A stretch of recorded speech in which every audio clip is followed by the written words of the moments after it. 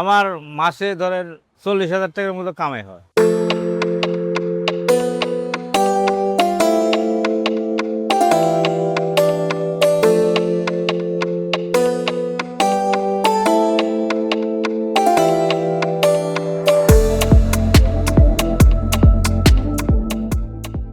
আমার বাপ 55 বছর দোকানদারি করে গেছে, আমি এখন করছি, আমি 20 বছর হলো করছি। বর্তমানে এভাবে চলিচ্ছে। আমার আব্বা 5 মাস আগে মারা গেছে। এই দোকান এখন ধরেন আমি চালাচ্ছি। তাও আমার বাবার থেকে 20 বছর আগে শিখেছি, 5 বছর ধরেন শিখেছি কাজ, আর 15 বছর ধরে এদিক করছি। রেডিওরে কাজ করি, তারপরে মোটরসাইকেলের টাঙ্কি সারি, আর ওই গাড়ির আবদুলপত্র মনে করেন এই ডিজেল ফিল্টার, মোবাইল ফিল্টারের তেলের ফিল্টার মেট্রো ঝালাই করি। আমার বাপ করে গেছে, বাবা করে গেছে, আমিও করি। গাড়ি রেডিওর পরিষ্কার করলে ধরেন 1 বছর 6 মাস চলে।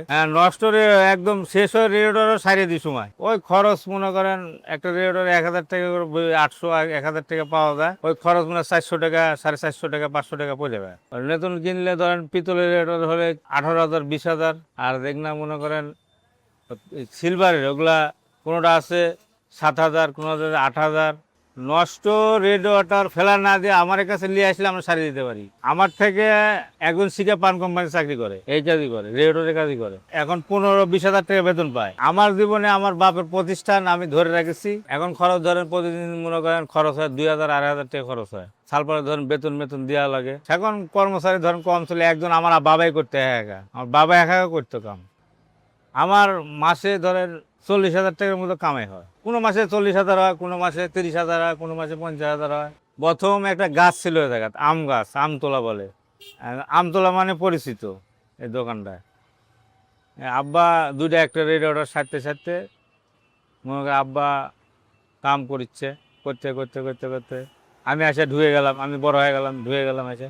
আমি কাম শিখেছি, আমি আব্বার সাথে করেছি। হঠাৎ করে আব্বা মারা গেল। এখন আমি ধরেন দোকান চালাচ্ছি। আমি মেলা কাম শিখেছি, গ্যাসের কাম শিখেছি, টাঙ্কি জ্বালাইছে আমি শিখেছি, রেডিওটারের কাম শিখেছি। আমার আব্বা ঢাকাতে কাম শিখেছিল। তো রেডিওটা সারিয়ে দিলে 2 বছর 3 বছর চলে যায়, আমরা ছাড়িয়ে দিই। আবার মনে করেন কোনোটা চলে না, ওটা সারতে পারি না, ওটা আগে কই বাতিল, ওটা চলবে না।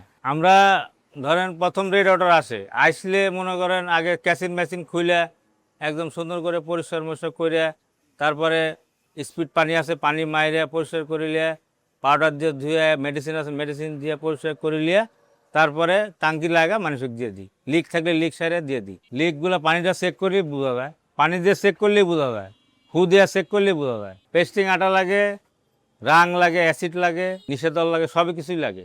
আর মনে করেন পিতলের পাত লাগে, পাউডার লাগে।